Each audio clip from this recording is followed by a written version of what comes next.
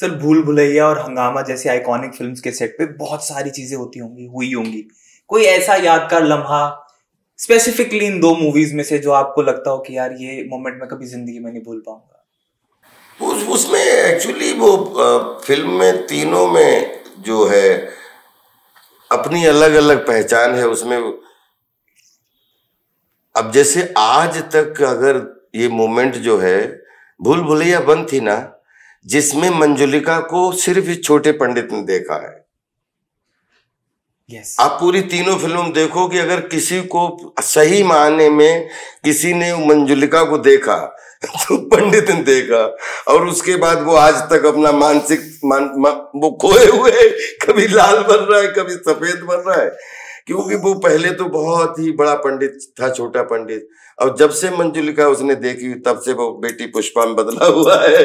तो इससे बड़ा मोमेंट क्या हो सकता है कि आज 3 भूल भुलैया सुपरहिट हो चुकी हैं, लेकिन मंजुलिका को किसी भी अगर पात्र ने देखा तो वो छोटे पंडित ने देखा है।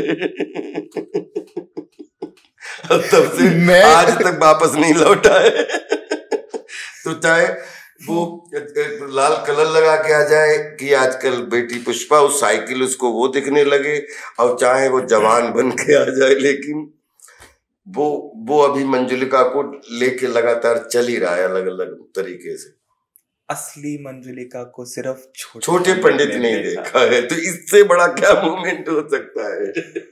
मतलब इस तरीके से मैं बहुत मूवीज देखता हूँ जी, मैंने कभी इस तरीके से नहीं सोचा यार, माइंड ब्लोइंग। मतलब this is a thought process in itself. पूरे तीनों फिल्म देखो आप, बोले हु सॉ मंजुलिका, छोटा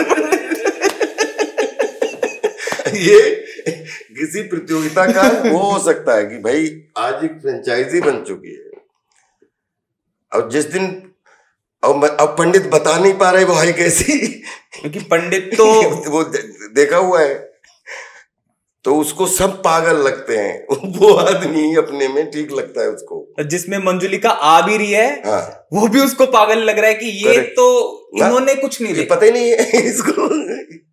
अगर मैं इस चीज को शास्त्रों के साथ अटैच करके देखूं या एक रियल लाइफ सिचुएशन के साथ अटैच करके देखूं, देखो, we are not doing reality, we are always trying to do illusion of reality।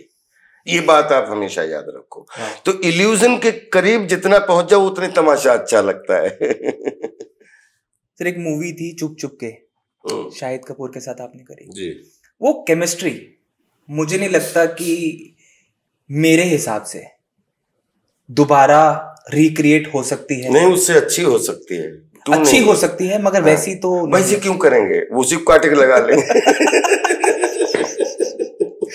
Best behind the scene moment क्या था उस मूवी का? Priyadarshan ji, he is himself very good actor, क्योंकि उस आदमी की टाइमिंग जो है ना प्रियन साहब की, एक तो उन्होंने बड़े क्लास अभिनेताओं के साथ